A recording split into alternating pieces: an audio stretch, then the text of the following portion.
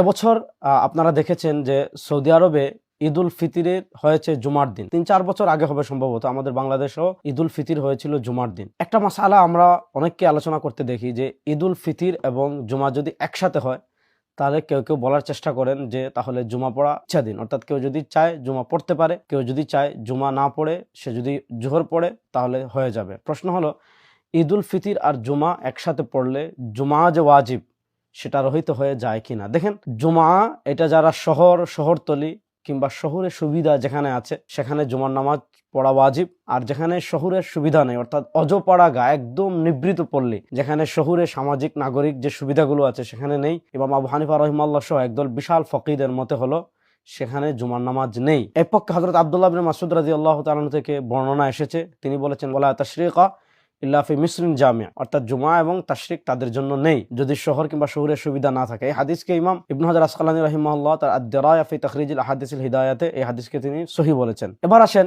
রাসূলুল্লাহ সাল্লাল্লাহু আলাইহি ওয়াসাল্লাম জুমা এবং ঈদ একত্রিত হলে জুমা পড়তেন কিনা। এই আলাউস সুনানে আল্লামা জাফর আহমদ উসমানী রাহিমাহুল্লাহ ব্যাপারে বিস্তারিত আলোচনা করেছেন। আমি সংক্ষেপে কিছু বিষয় আপনাদের কাছে উপস্থাপন করব। হযরত নোমান ইবনে বাশির রাদিয়াল্লাহু তাআলা থেকে সহিহ বর্ণনা এসেছে যে কানা রাসূলুল্লাহ সাল্লাল্লাহু আলাইহি ওয়াসাল্লাম ইয়াকরাউ ফিল ঈদাইন ওয়া ফিল জুমআ বিসাব্বিহ ইসমা রাব্বিকাল আ'লা ওয়া হাল আতাকা হাদিসুল গাশিয়া। রাসূলুল্লাহ সাল্লাল্লাহু আলাইহি ওয়াসাল্লাম ঈদের নামাজের উভয় রাকাতে, জুমার নামাজের উভয় রাকাতে এক রাকাতে সাব্বিহ ইসমা রাব্বিকাল আ'লা পড়তেন এবং আরেক রাকাতে হাল আতাকা হাদিসুল গাশিয়া পড়তেন। ক্বালা ওয়া ইযা ইজতামা আল ঈদ ওয়াল জুমআ ফি ইয়াউমিন ওয়াহিদিন, যদি কখনো ঈদ এবং জুমা এক দিনে একত্রিত হয়ে যেত, ইয়াকরাউ বিহিমা আয়দান ফিস সালাতাইন, তাহলে উভয় নামাজে আল্লাহ রাসূল সাল্লাল্লাহু আলাইহি ওয়াসাল্লাম প্রথম রাকাতে সাব্বিহ ইসমা রাব্বিকাল আ'লা এবং দ্বিতীয় রাকাতে হাল আতাকা হাদিসুল গাশিয়া পড়তেন।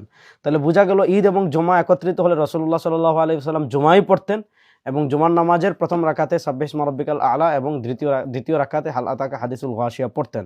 সুতরাং বোঝা গেল যারা বলেন যে রাসূলুল্লাহ সাল্লাল্লাহু আলাইহি ওয়াসাল্লাম ঈদ এবং জুমা একত্রিত হলে জুমা ইচ্ছা দিন, তাদের এই বক্তব্য সঠিক নয়। এখন বলতে পারেন যে একটা বর্ণনা এসেছে রাসূলুল্লাহ সাল্লাল্লাহু আলাইহি ওয়াসাল্লাম জুমার দিন কি বলেছিলেন, যে জুমার দিন বলেছিলেন যেদিন অর্থাৎ জুমা আর ঈদ যদি একসাথে হয় তাহলে তিনি বলেছেন ইন্নাহু কাদ ইজতামা আলাকুম ফি ইয়াউমিকুম হাযা ঈদান ফামান আহাব্বা মিন আহলিল আলিয়াতি আন ইয়ানতাযিরাল জুমআ ফালইয়ানতাযিরহা ওয়া মান আহাব্বা আন ইয়ারজিআ ফাকাদ আযিনতু লাহ। অর্থাৎ আল্লাহ তাআলা তোমাদেরকে একদিনে দুটি ঈদ জমা করেছেন। এখন আহলুল আলিয়া শব্দটা খেয়াল করবেন, আলিয়া থেকে মানে মদিনার দূর দূরান্তর আলী যে বসতিগুলো আছে মরুভূমির মাঝে, সেই এলাকা থেকে যারা আসছে তারা চাইলে জুমা পড়তে পারে, অপেক্ষা করতে পারে, আবার তারা চাইলে আমি অনুমতি দিচ্ছি তারা চলে যেতে পারে। দেখেন এখানে রাসূলুল্লাহ সাল্লাল্লাহু আলাইহি ওয়াসাল্লাম যখন খুতবা দিচ্ছিলেন তখন মদিনা শহরের লোকজনও ছিল, আবার আলিয়া দূর দূরান্ত থেকে নিবৃত এলাকা থেকে মরুভূমির মাঝ থেকে মরুভূমির মধ্যখানের